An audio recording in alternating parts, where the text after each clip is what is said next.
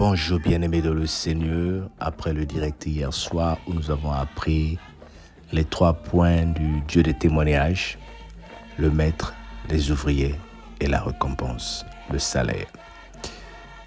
Et pendant que j'étais en train de vouloir préparer ce message ce matin, le Seigneur m'a arrêté d'aller au livre d'Ézéchiel et m'a carrément amené sur juste pour compléter le travail du message d'hier soir. Parce que c'est un message qui m'interpelle moi-même et je me suis retrouvé dans beaucoup de choses à corriger. Et le Seigneur m'a donné ce chapitre, Marc 11, le verset 20. Marc 11 à partir du verset 1. Non. Marc 11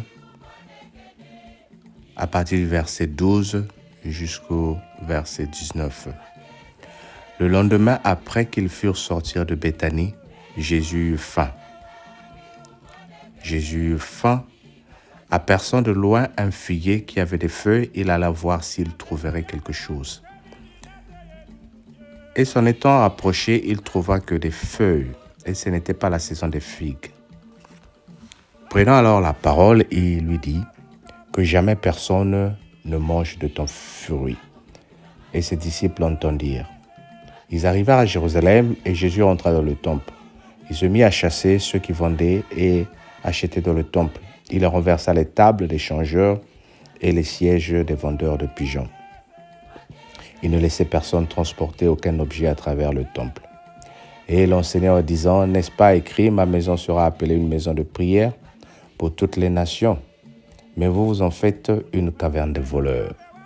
Les principaux sacrificateurs et les scribes l'ayant entendu, cherchant les moyens de le faire périr, car ils le craignaient parce que toute la foule était frappée de sa doctrine. Quand le soir fut venu, les disciples sortirent de la ville. Alors le vin que le Seigneur m'a inspiré. Le matin, en passant, les disciples vers le figuier séché jusqu'aux racines. Amen. Ce n'est pas la période des figues, mais le figuier a des feuilles. Et Jésus veut manger les figues, mais le figuier ne peut pas lui donner ce qu'il veut manger. Il y a un chant que nous chantons à l'époque à l'église où on disait « Vingla Yakubama » « Seigneur, attends que je sois prêt ». Le figuier pouvait dire à Jésus « Mais je ne suis pas prêt pour te donner les figuiers ». Il est le maître des circonstances. Il veut que nous soyons en mesure de délivrer, de produire quand il le demande. Mon fils va prêcher la parole de Dieu, je ne suis pas prêt. Ah, papa, il fallait me prévenir 2 semaines avant. Fais ceci pour l'église, je ne suis pas prêt. Ah, si j'avais. Tu viens de recevoir un salaire et il y a une situation qui se pose dans la famille où on ne compte que sur toi. Ah, j'ai des factures. Je verrai après. Parenthèse. Je repars vers l'histoire du figuier pour dire pourquoi le Seigneur maudit-il un arbre qui n'est pas dans sa saison? Ce n'est pas l'arbre qu'il voulait juste maudire, mais parce que, regardez bien, quand il maudit l'arbre, il va dans le temple où il va chasser ceux qui sont en train de vendre dans le temple. Il dit, ma maison a été transformée en maison de vendeurs, alors que c'est une maison de prière. Vous allez vous souvenir, pour ceux qui ont suivi le direct, la maison de prière, la cellule de prière, ce n'est pas une cellule pour vendre les bénédictions. Ce n'est pas une cellule pour aller réclamer les échanges de biens. Dans le sens où nous ne partons pas à la prière pour que le Seigneur nous donne quelque chose, mais nous partons à la prière pour fortifier notre vie. Et le Seigneur dit, vous avez transformé ma cellule, mon église, ma chorale en musique. Voilà pourquoi il les a dispersés. Voilà pourquoi les disciples ici, quand ils arrivent, ils observent que le figuier est sèche. Ce n'est pas parce que le figuier devait être sèche. C'était juste pour leur montrer que Jésus a l'autorité sur tout. Il t'ordonne de faire quelque chose quand lui, il le veut, pas quand toi, tu le veux. Dis avec moi, Seigneur, sers-moi, utilise-moi quand toi, tu le veux. Il t'ordonne, par exemple, d'aller à une veillée de prière, pas quand toi, tu le veux, mais quand lui, il pense que va prier parce qu'il sait ce qui se passe dans le monde des ténèbres. Et parfois, c'est pourtant bien.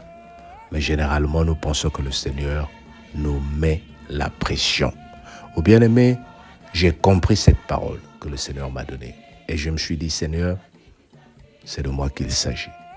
Aide-moi à vivre cette parole et je la vivrai. Je voulais juste partager ce message et nous reviendrons sur Ézéchiel jeudi. Je voulais juste partager cette révélation que le Seigneur m'a donnée, cette vision que j'ai vue après le direct et que je te partage ce matin pour te dire,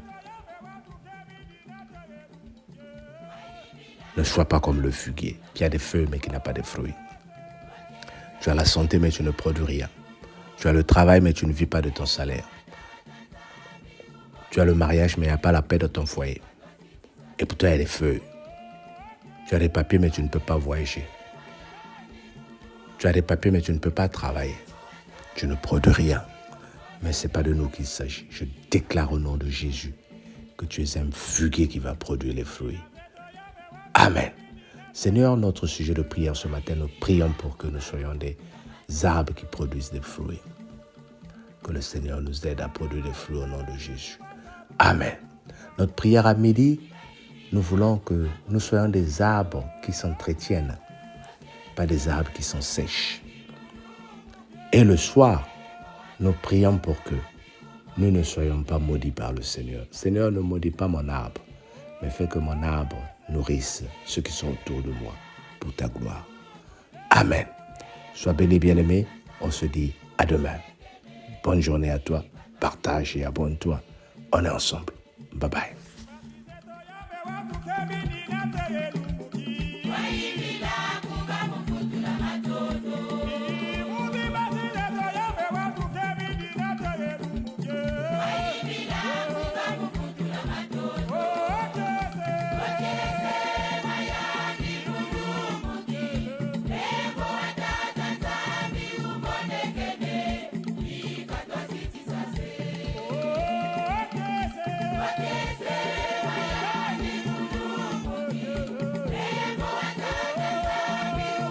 Again.